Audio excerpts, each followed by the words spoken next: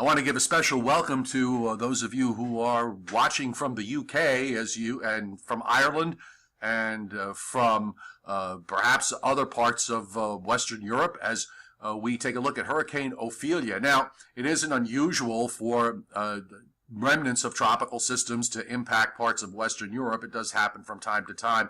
Usually, though, they come in from the west, and this one is coming up more from the south, and that is what makes this different. Ophelia is still a hurricane with 100-mile-an-hour winds.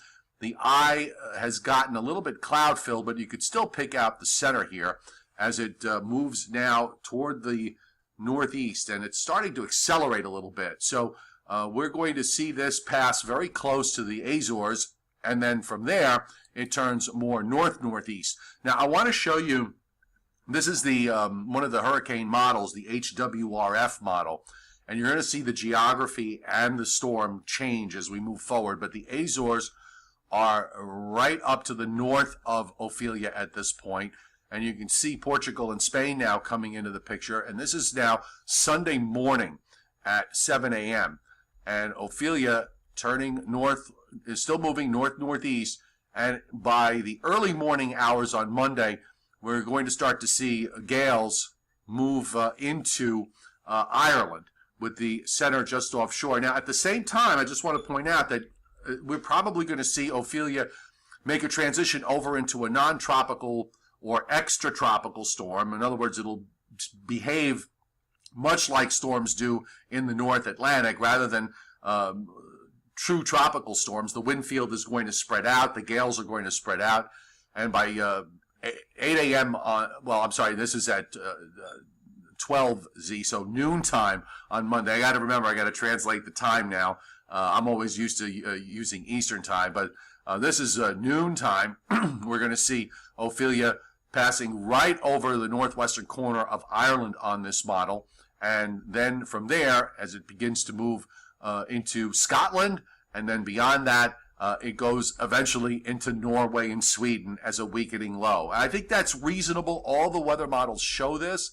I want to show you real quick the GFS, because I think the real issue here is going to be more wind than rain, because if it begins to behave more like a non-tropical system, you're going to see the rain north and west of the low track and more wind to the east. And here you have it on the GFS, pretty much the same as the HWRF. It's a shade further to the west, keeping the center just offshore Ireland and Scotland.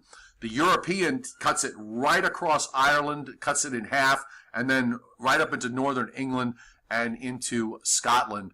This is for Monday during the daytime. And when we look at the wind field here, real quick, you can see there's not that much rain. All the rain stays out to the east of the center. So if the center takes the Europeans' track, which would be something like this, then you're going to see some heavy rains over north and west of that low track over the western part of Ireland and possibly into Scotland. But if it stays just offshore, you probably won't see that much rain. You'll see more wind than anything else. And then after that, it does the same thing where it moves up into Norway and Sweden.